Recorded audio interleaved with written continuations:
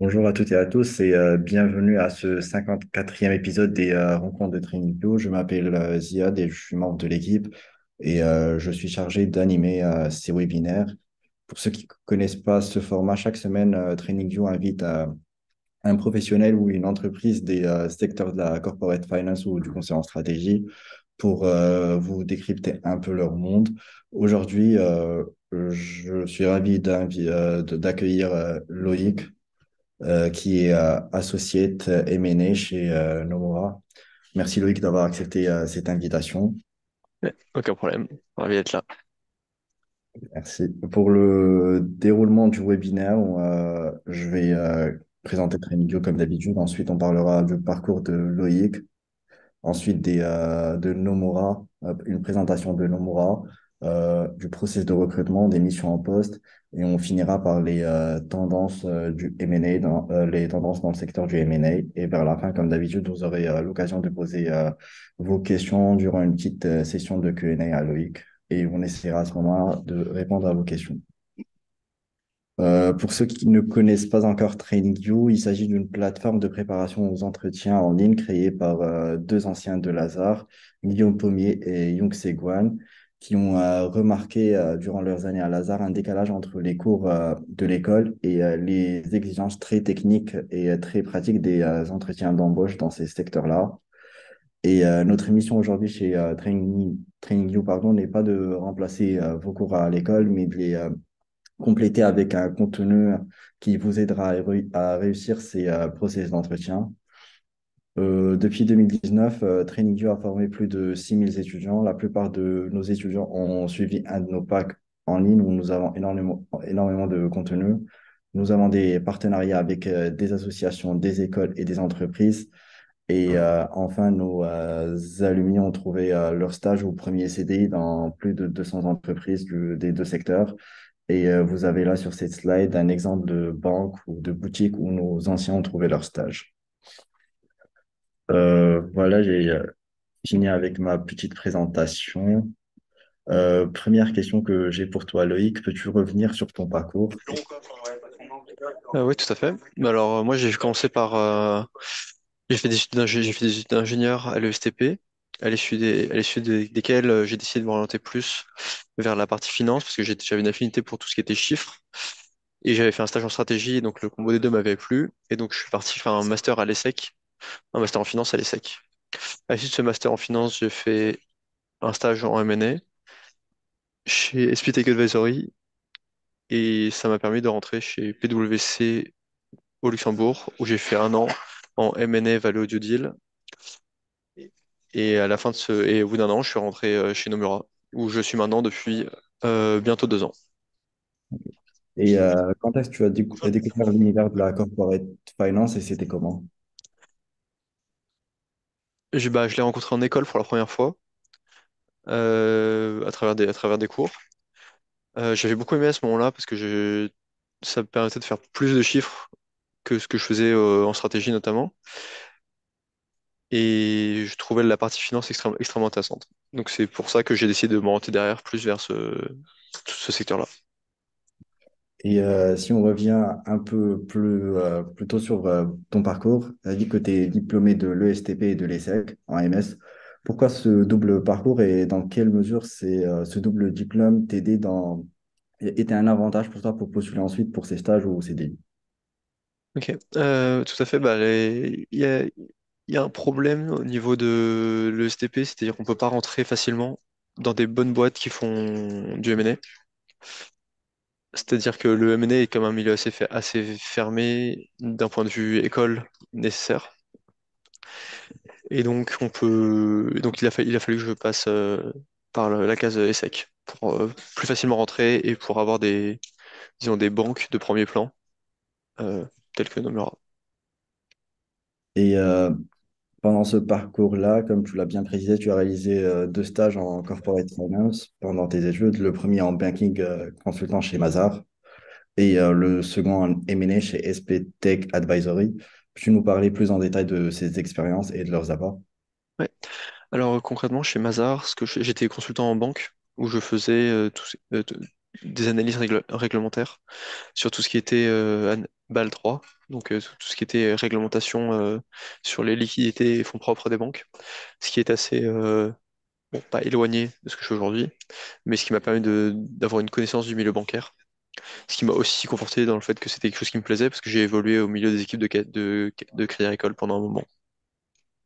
Chez SPTech Advisory, par contre, j'ai fait du M&A, ce qui était sur tout ce qui était la partie oil and gas, donc des transactions de tout type, toute taille, euh, et surtout très exposé Middle East et Amérique du Sud. Et ensuite, tu décroches un premier CDI chez PwC au Luxembourg, où Ouais. tu travailles principalement sur de la valo, des due diligence. Peux-tu nous parler aussi de cette expérience et pourquoi tu as décidé de transitionner ensuite vers le M&A chez Nomura?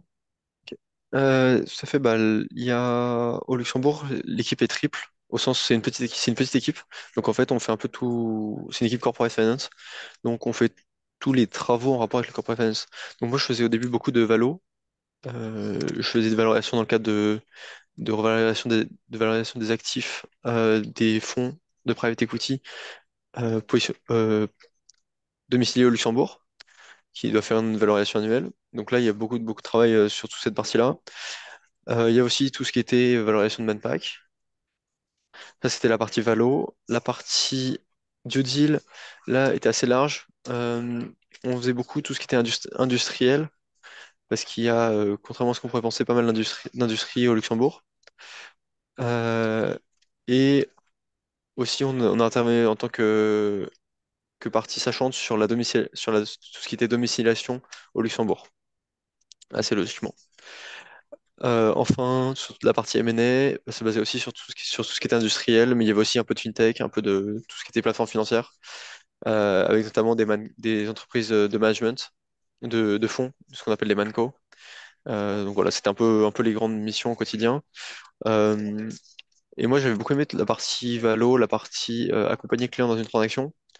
Et c'est pour ça que quand j'ai eu l'opportunité de rejoindre Nomura, je l'ai saisi. Donc ça, c'était donc j'ai eu l'opportunité en septembre 2021. Et donc voilà, j'ai rejoint Nomura par la suite parce que les entretiens et le fit m'avaient beaucoup plu. J'ai eu un très bon fit avec l'équipe. Et est-ce qu'il y a un exemple de mission que tu aimerais partager avec nous, que ce soit chez PwC ou dans tes anciens stages à Mazars ou SPTech? Ah bah, je trouvais que les missions de valorisation, dans le cadre de valorisation externe, dans le cadre des boîtes, enfin dans le cadre des évaluations annuelles de valorisation de portefeuille, étaient assez intéressantes parce que ça permettait de voir vraiment à la fois en profondeur un business, tout en n'y passant pas trop longtemps non plus. Donc ça permettait de voir bien, d'avoir des contacts avec des gens avec le management directement de ces boîtes-là, ce qui est quand même une partie importante et une partie vraiment extrêmement intéressante du business à l'heure actuelle chez Nomura, même si c'était chez PwC à l'époque, hein, bien sûr. Mais ça m'a donné une première exposition et c'était quelque chose que j'avais beaucoup aimé parce que ça me permet de voir aussi comment ces personnes-là pensent, ce qui est, enfin, et de voir à quel point ils vont droit au but, ils comprennent les choses. Et donc ça, je pense que c'est une expérience qui est extrêmement formatrice. Et tu es chez Nomura depuis 2020, au janvier 2022 et tu es aujourd'hui associé chez eux. Peux-tu nous présenter un peu Nomura et ses grandes particularités versus les autres banques d'affaires à Paris? Ouais. Bah alors déjà, Nomura, bah, c'est une banque un peu à l'anglo-saxonne, enfin, complètement à l'anglo-saxonne d'ailleurs. C'est-à-dire qu'on a des pôles parisiens, des pôles pays, dans tout ce qui est région. Donc c'est-à-dire on a Espagne, France, Allemagne, Italie, qui couvrent vraiment les pays. Au sens, on va être impliqué sur tous les deals qui ont trait à notre pays, que ce soit parce que l'actif est dans le pays, soit parce que l'investisseur vient de France pour investir, par exemple, dans les Nordiques ou ailleurs dans le monde. Ça, c'est couplé à une expertise sectorielle forte basé au, basé au UK, à Londres. On a énormément de banquiers qui sont basés là-bas, avec donc des expertises dans tout ce qui est, par exemple, healthcare, technologie, médias, euh, digital infrastructure, green tech. Voilà, donc des secteurs comme ça qui, eux, sont basés à Londres et interagissent avec tous les mandats qui ont trait à leur secteur sur l'Europe. Donc c'est un peu ça la répartition des deals. Donc souvent, les équipes françaises travaillent avec, les équipes régions plutôt travaillent avec une équipe secteur sur un deal pour apporter le maximum aux clients.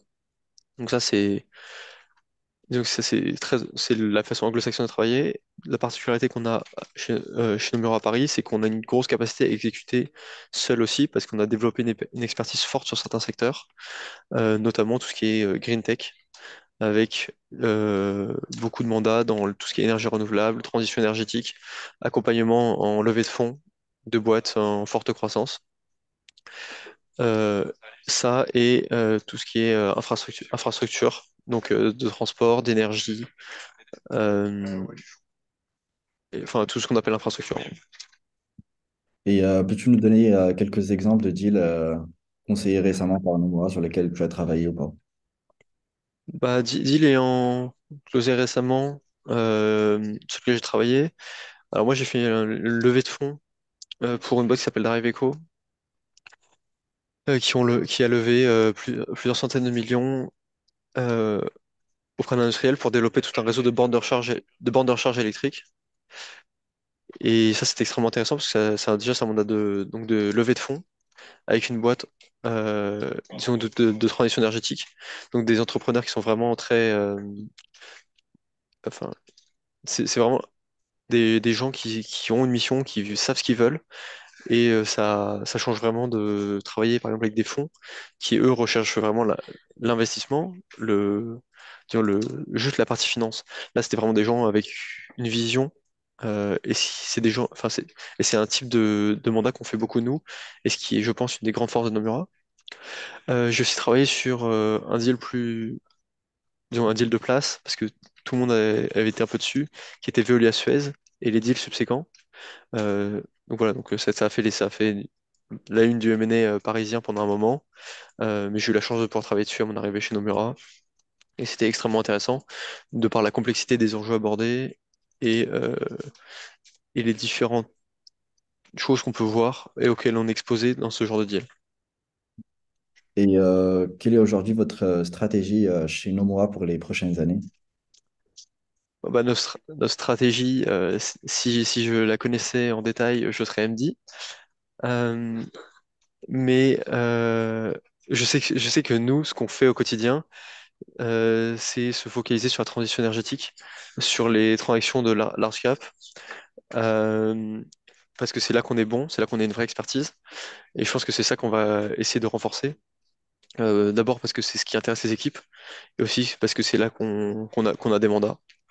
Donc je pense que c'est un peu le meilleur des mondes, parce qu'on a des mandats là où on est bon, et là où ça nous intéresse.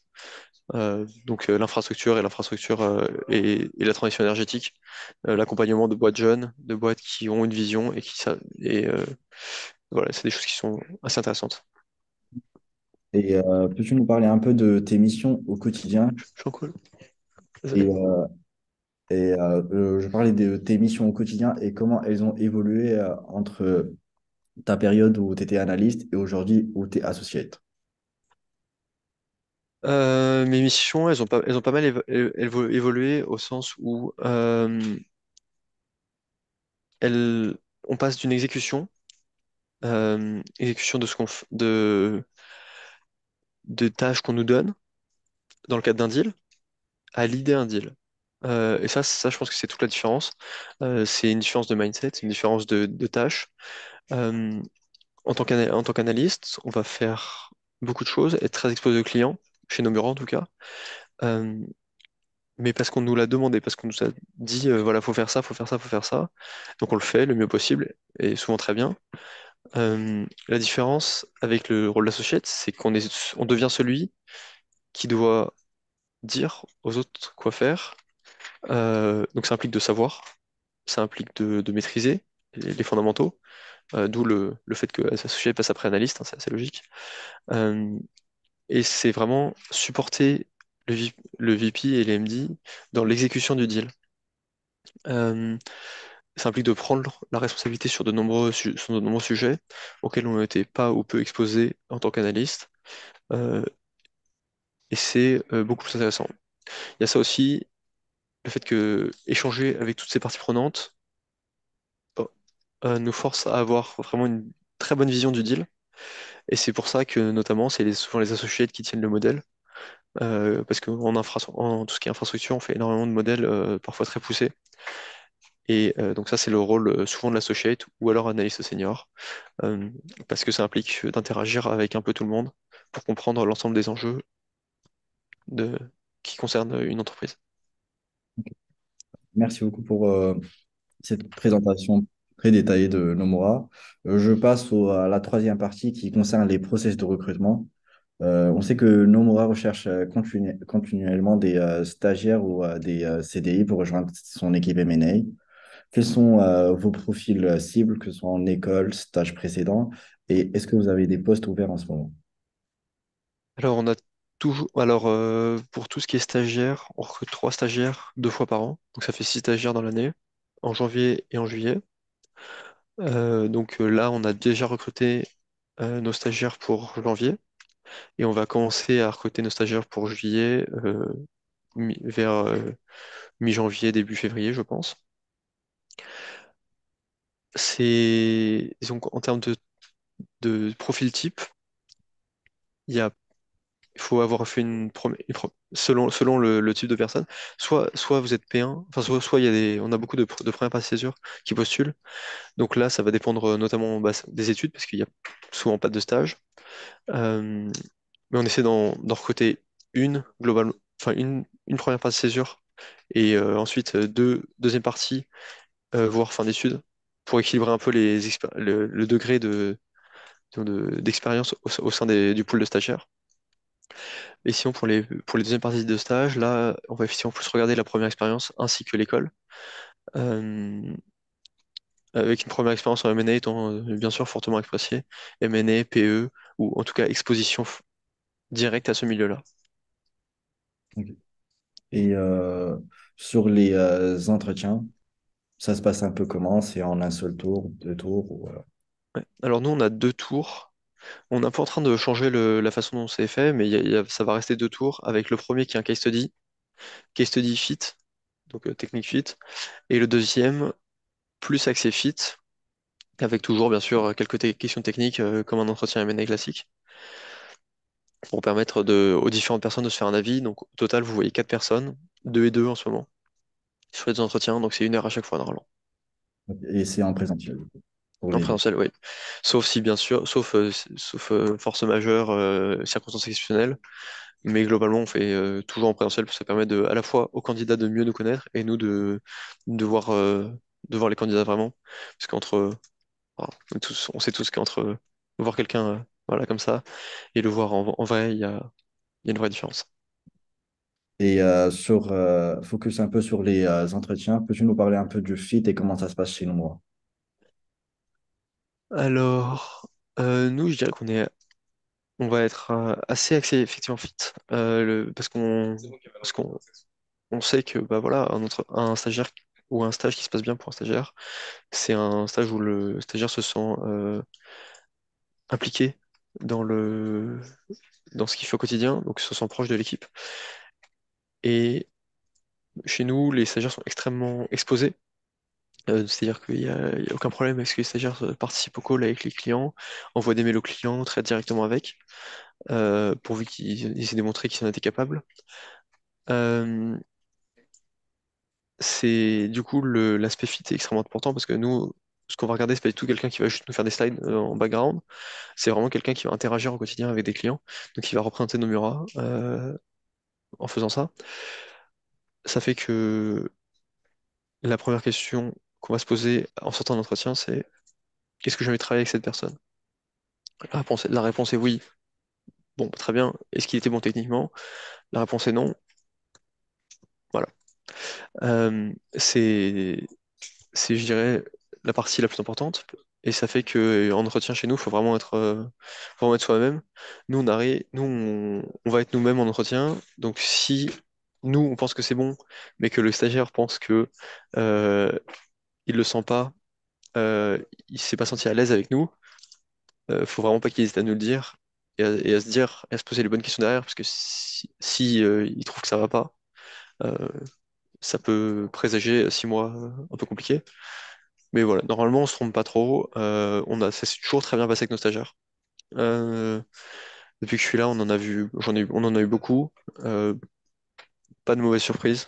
Euh, Toujours agréablement surpris de même par nos stagiaires, tant par leur qualité que par leur intégration au sein de l'équipe. Donc voilà, nous sait ce qu'on fait et globalement, tout le monde est content. Parfait. Et pour le côté technique, quelles sont les parties techniques sur lesquelles vous vous concentrez durant l'entretien? Alors nous, on a un case study qui est assez compréhensif, euh, au sens où ça va de la description et de la compréhension d'un process M&A, buy side, sell side, euh, à tout ce qui est comptabilité, donc avec de la consolidation, la financial statements, tout ça, avec bien sûr les classiques questions de valo. Ça, c'est pour le case study. Les questions pardon, de technique qui peuvent intervenir au cours des entretiens, là, par contre, sur la discrétion de chacun, et peuvent porter euh, sur de la valo, des DCF, WAC, euh, LBO, enfin tout, tout ce qui peut venir à l'esprit des gens qui font l'entretien à ce moment-là. Peut être des questions sur une industrie spécifique qui a été étudiée par le candidat dans un stage précédent ou dont il a dit que ça l'intéressait particulièrement. Euh, Ça dépend vraiment complètement à la fois du candidat et de la personne qui l'interviewe. Et est-ce que tu peux nous donner trois arguments à mentionner pendant l'entretien pour faire la différence si on nous demande pourquoi rejoindre Nomura? Je dirais qu'aujourd'hui, Nomura, on a quand même la chance d'avoir une très grosse quantité de mandats. Ce qui n'est pas forcément le cas partout. Euh, je sais qu'aujourd'hui, bah, le marché du M&A se porte moyennement dans la place parisienne. Nous, il y a une exposition qui est extrêmement forte de l'équipe et des stagiaires à tout type de mandat. Buy side, sell side, levée de fonds, on fait financement, voilà, on fait énormément de choses. Et là-dessus, les stagiaires sont extrêmement impliqués. Ils font aussi des pitchs, bien sûr, mais c'est pas du tout la majorité du temps. Là, c'est le premier. Le deuxième, ça va être, je pense, la focalisation sur tout ce qui est infrastructure. Si vous êtes intéressé par l'infrastructure ou le renouvelable, qui sont les deux pôles où on est extrêmement présent à Paris, à ce moment-là, nous rejoindre, c'est vraiment une excellente idée parce que disons qu'on fait régulièrement des commandats avec Lazare, Rothschild sur sur, sur plein de sujets liés aux thématiques dont je viens de parler. Euh, c'est vraiment c'est vraiment des points forts de Nomura, à la fois à Paris et à l'international. Ça couplé au fait qu'on est capable d'exécuter en interne, à Paris, je veux dire, comme je l'ai dit précédemment, ça fait on voit l'ensemble des métiers enfin, on voit l'ensemble de ce qu'on peut faire sur ce genre de deal en étant stagiaire chez Nomura à Paris. Et enfin, je pense que l'équipe, c'est un point fort parce que on s'entend tous très bien. Il y a une excellente ambiance au sein du floor. Et je dirais que c'est aujourd'hui un point fort qui lie l'équipe. Et quels sont les tips que tu pourrais donner à un candidat qui voudrait postuler chez Nomura, que ce soit pour la présélection, pour le CV, la lettre de motivation, networking, ou ensuite pendant le process de recrutement? Alors concrètement, pour tout ce qui est networking en amont, parler à des gens qui sont chez Nomura est extrêmement important. Parce que une des grosses différences qui est faite sur les CV, c'est le fait que nous, on va aller voir qui nous a contactés pour dire, bah voilà, lui nous a contactés, lui il est intéressé, lui on lui a parlé. Ça, c'est quelque chose qu'on va faire remonter aux personnes qui recrutent.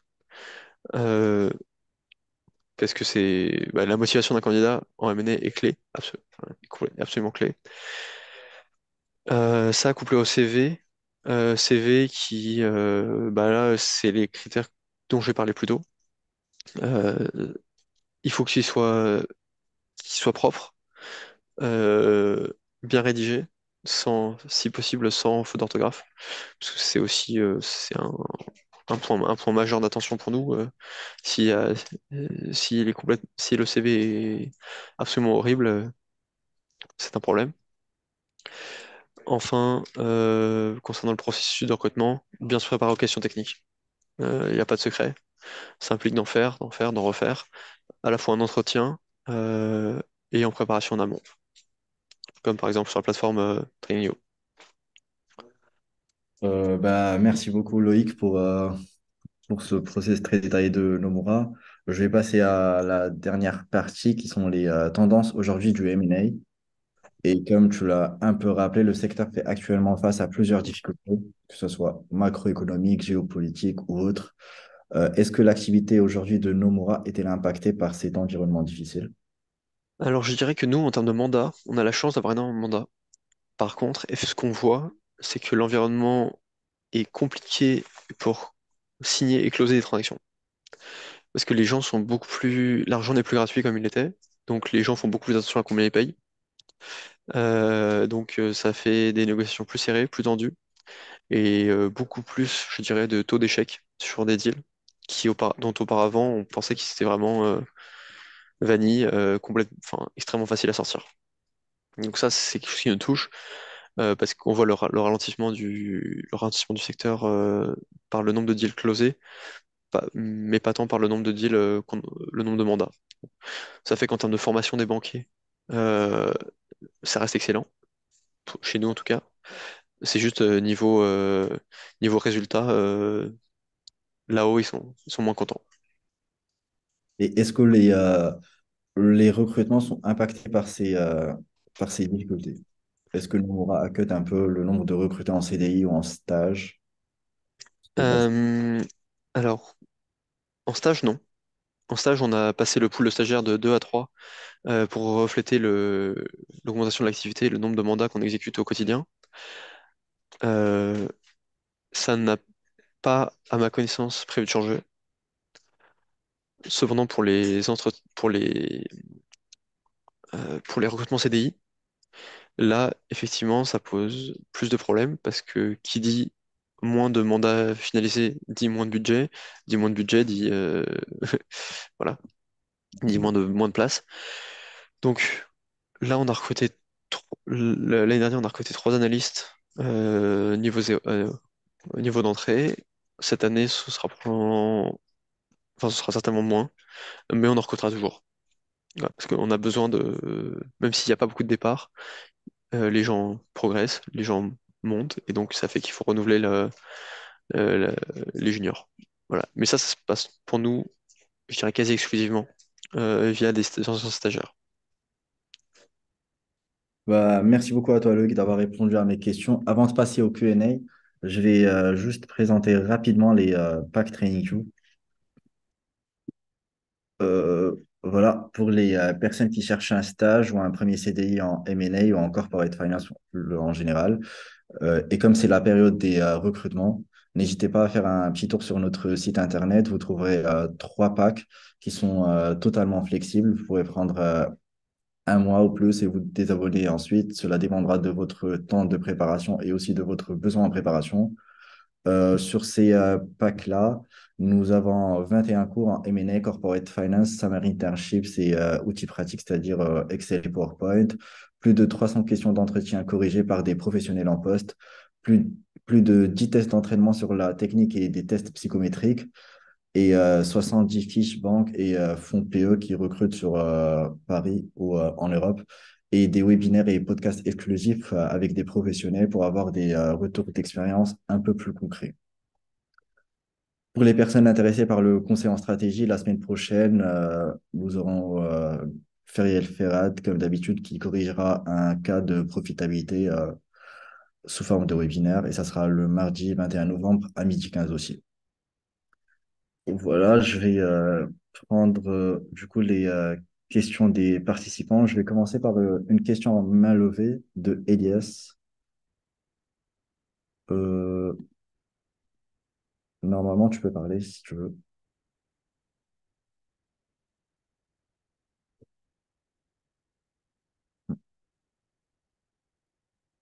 En attendant, je prendrai une autre question que j'ai sur le chat. C'est quoi la proportion des sujets infra-renouvelables versus les autres? Bon. Alors, il y a deux types de sujets, il y a infra et renouvelable. Bon, là, je suppose qu'on va parler des sujets qui sont renouvelables. Je pense que c'est plutôt là-dessus qu'est axée la question. Chaque nous, renouvelable, si je juge la quantité de mandats qu'il y a aujourd'hui sur le floor, entre 40 et 50%, sachant que ce sont souvent des mandats sell-side, donc des mandats longs. Euh, Parce que c'est-à-dire un sell-side, ça peut durer un an, alors qu'un buy-side va durer plutôt 3 mois. Donc en termes de proportion de mandats obtenus, euh, c'est plus faible, bien sûr, parce que ça dure très longtemps, mais en termes de proportion au quotidien sur le floor, je dirais que c'est pas loin de 50%. Et j'ai quelques questions sur le recrutement en CDI. Est-ce qu'il y a un process de recrutement ouvert à ta connaissance pour 2024? Je dirais la deuxième question aussi en même temps. Est-ce que les stages de fin d'études sont des stages de pré-embauche automatiquement? Alors, comme je disais tout à l'heure, on recrute que par stage, quasiment que par stage. Euh, C'est-à-dire que nous, un bon stage qui se passe bien, euh, et un très bon stagiaire, on va essayer de faire tout ce qu'on peut pour lui faire une offre. Souvent, on y arrive d'ailleurs. Euh, Est-ce qu'il y a des processus de recrutement ouverts? Oui, on va recruter des analystes en 2024. Oui, ça c'est certain. Et on a un peu parlé des écoles de commerce, mais on n'a pas bien précisé si Nomura accepte un grand éventail de personnes venant du top 10 par exemple, ou plus, ou c'est limité vraiment aux premières écoles de commerce, d'ingénierie ou universités. Ah non, enfin, c'est pas du tout juste les parisiennes. On a aussi EDEC EM. Après, enfin, hors de ces écoles-là, pas à ma connaissance sur le floor. Je sais qu'on a eu des stagiaires de la Sorbonne. Euh, et on a souvent des candidats Sciences Po aussi qu'on passe en entretien. Mais disons donc entre la proportion des gens sur le floor n'est pas forcément représentative. Je vais plutôt regarder les gens qu'on accepte en entretien parce que concrètement, c'est les CV qui passent. Et donc là, ça peut être, disons, si jusqu'à Schema ou Dentia, pourquoi pas. Et Sorbonne, Sciences Po, Dauphine. Voilà, on est assez ouvert sur, disons, on est assez ouvert sur les formations. Nous, ce qu'on va juger, c'est juste la qualité du candidat derrière. c'est assez large, voilà. Et sinon, sur le travail chez Nomura, est-ce que vous faites que du M&A ou c'est vraiment de l'investment banking? C'est un peu général. Alors, Nomura Paris, on est très axé M&A.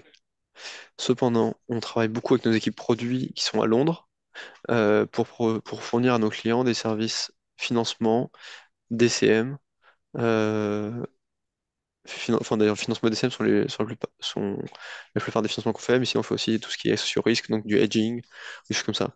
Ce qui fait que nous, quand on fait un deal, on va souvent regarder ce qu'il y a autour, ce qu'on peut proposer autour, et pour arriver à fournir une suite de services aussi complète que possible à nos clients.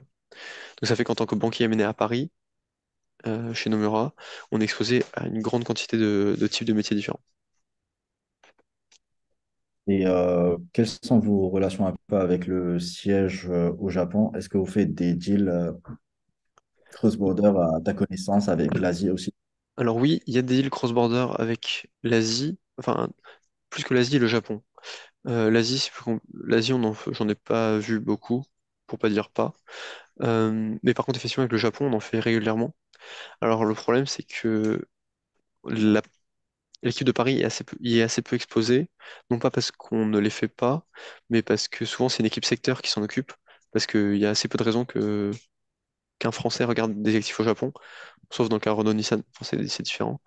Euh, et souvent, en fait, les Japonais parlent beaucoup japonais, donc n'ayant pas de Japonais dans l'équipe parisienne, ça règle le problème assez vite.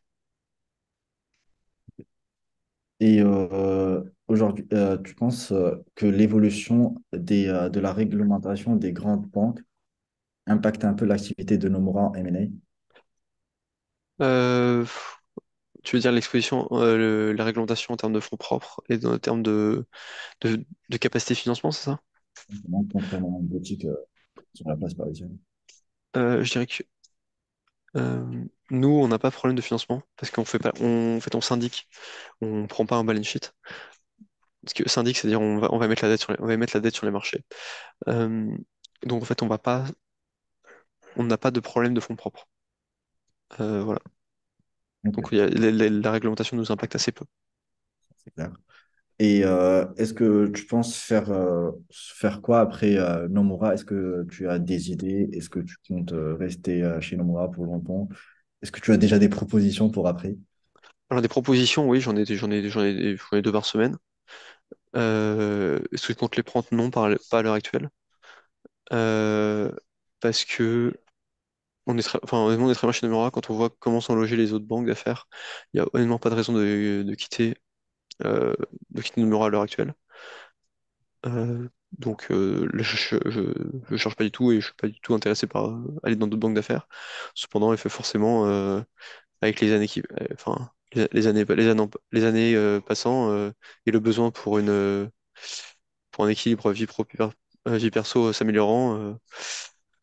Voilà, il y a peut-être une recherche qui, qui s'enclenchera, mais bon, là, c'est pas du tout la possibilité à l'heure actuelle. Cependant, on a une très bonne exposition à l'infra, et ça fait qu'on peut aller vraiment où on veut derrière, en infra notamment. Donc, dans des très bonnes boîtes, comme par exemple Ardian Infrastructure, Antin, euh, CDPQ, enfin voilà, des très beaux noms. Et qui considères-tu aujourd'hui comme concurrent de Nomura à Paris? Comme concurrent de Mur à Paris, l'ensemble des banques d'affaires américaines, euh, plus Lazare Rothschild, je dirais ça, donc ce qu'on appelle les bulge brackets, plus les très grosses boutiques. C'est celle qu'on voit sur nos process, sur les process sur lesquels on est en sell side notamment. Ok, super. Bah, de mon côté, j'ai plus d'autres questions sur le Q&A. N'hésitez pas si vous avez deux, trois dernières questions pour aller poser à Loïc avant de libérer de ce webinaire. Et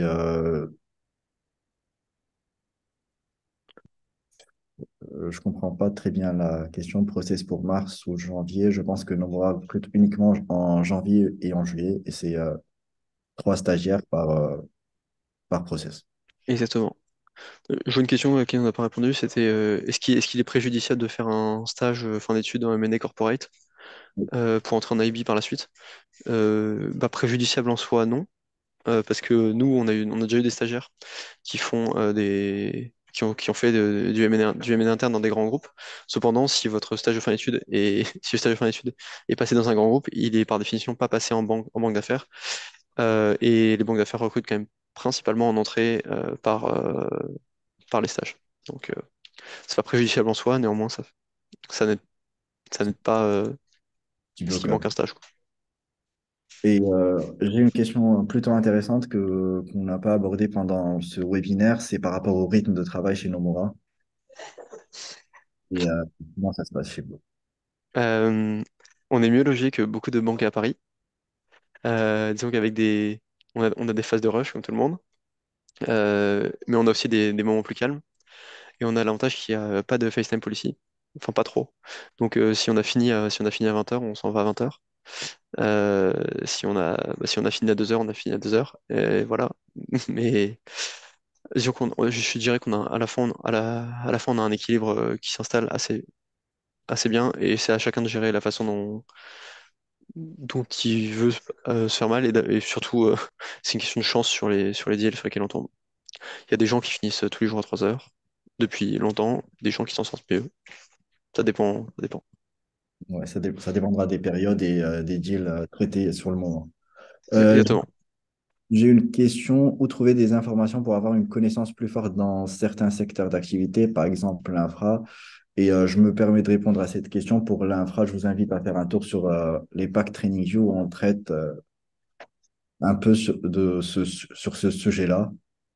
Et c'est un cours fait par un professionnel qui travaille chez Ardian en infra. Sinon, pour les autres secteurs, par exemple, la Green Tech où Nomura est positionné, comment faire pour en apprendre un peu plus sur ce sujet? Bah, sur Nomura, c'est assez facile. Suffit enfin, suffit de regarder les deals qu'on a fait avant, la façon dont on se positionne. Sinon, bah, si vous êtes en process chez nous, vous pouvez appeler les gens qui sont dans le bureau pour avoir des informations. Ce sera toujours bien perçu et ça marquera toujours des points lors de l'entretien. Sinon, sur les clean tech en général, bah, faut jouer les green tech plutôt. Euh, à moins d'aller lire en ligne sur tout ce qui est green tech, euh, j'ai pas trop de solutions à proposer. Voilà, je pense que la meilleure des solutions, c'est de contacter des personnes en place qui ont déjà travaillé sur ces deals-là, qui vous donneront des insights un peu plus concrets sur le sujet. Voilà, je pense que on a bien fait le tour des questions. Si ça te va, je mets fin au Q&A de ton côté, Loïc. Je vois quelqu'un qui a levé sa main à peu près 10 fois pendant le call, donc on va peut-être lui donner une opportunité de parler. Thomas, je suis désolé, j'avais pas vu ta main levée, mais maintenant, normalement, Oui, c'est gentil. Merci beaucoup Loïc et merci, merci pour la présentation de Nomura. Moi, je voulais savoir, donc je suis à l'ESSEC. J'ai déjà eu l'occasion justement de parler à des gens de chez Nomura et je suis très intéressé par le domaine de l'infrastructure et du renouvelable, mais j'ai aucun diplôme en école d'ingénieur et je sais que c'est pas non plus Enfin, c'est pas très grave, mais je sais que vous avez forcément une préférence pour des gens qui viennent du milieu de l'ingénieur, surtout pour les sujets infra. Est-ce que vous avez des conseils, peut-être Loïc, pour Euh, enjoliver mon dossier, on va dire, sans avoir d'expérience ingénieur? bah, honnêtement, sur l'ensemble du floor, à ma connaissance, on a 4 ingénieurs, dont 2 qui sont extrêmement seniors, enfin, plutôt seniors. Donc, disons, à, VP associate et analyste, on est 2. Donc franchement, c'est pas du tout D'accord. rédhibitoire. Et disons, la compréhension de la technologie qu'on vend sur tout ce qui est green tech est un plus, Oui, mais n'est pas forcément un prérequis. Euh, d'accord. voilà. Et c'est pas parce qu'on est ingénieur qu'on comprend d'ailleurs forcément toutes les technologies qu'on vend au quotidien. Loin de là même, si on est en banque, c'est qu'on n'a pas fait d'ingénierie. Enfin, c'est qu'on a décidé de s'en écarter. Et donc voilà, c'est bien, ça forme, mais c'est pas du tout un atout. Enfin, c'est pas du tout plutôt un prérequis. Ok, merci beaucoup. Voilà, je ne sais pas s'il y a une autre personne qui veut se manifester à l'oral, poser une question. Euh, Sinon, si j'ai pas d'autres questions, je prendrai la dernière, juste la dernière sur le Q&A. Au-delà du salaire, est-ce qu'il y a des avantages particuliers à faire ce job en M&A? Tout de suite, les questions qui fâchent. Le salaire. Non, bah, bien sûr que enfin, je pense que ici sur le floor, personne ne fait ça uniquement pour le salaire. Parce que on peut pas bosser autant en étant intéressé que par l'argent, je pense. En tout cas, c'est très dur et on tient pas longtemps. Je pense que tout le monde ici trouve son compte d'un point de vue formation, d'un point de vue exposition à des choses qu'on verrait jamais sinon. L'énorme avantage du M&A, c'est qu'on est exposé à des gens extrêmement seniors et extrêmement pointus dans leur domaine, euh, dans une proportion qu'on n'aurait pas du tout l'occasion de voir dans d'autres métiers. Mais ça, c'est effectivement échangé avec une grosse charge de travail. Donc c'est un compromis. Et je dirais que le salaire vient là-dedans, mais uniquement comme atout et pas du tout comme principal moteur. Ok, bah, je pense que c'est assez clair pour tout le monde. Merci à toi, Loïc, d'avoir répondu à toutes ces questions. Et merci à vous aussi d'avoir répondu présent à ce webinaire. Pour les personnes intéressées par ce format, n'hésitez pas à nous suivre sur nos réseaux sociaux, LinkedIn ou Instagram, pour rester informés des prochaines sessions. Et pour les personnes en pleine préparation de stage ou d'entretien, plus généralement, n'hésitez pas à faire un tour sur notre site internet et vous aurez à ce moment-là toutes les informations nécessaires. Et sinon, n'hésitez pas à nous contacter sur nos réseaux, on est assez réactifs et on essaiera de répondre à vos questions. Voilà, merci à vous tous et je vous souhaite une bonne journée. Au revoir.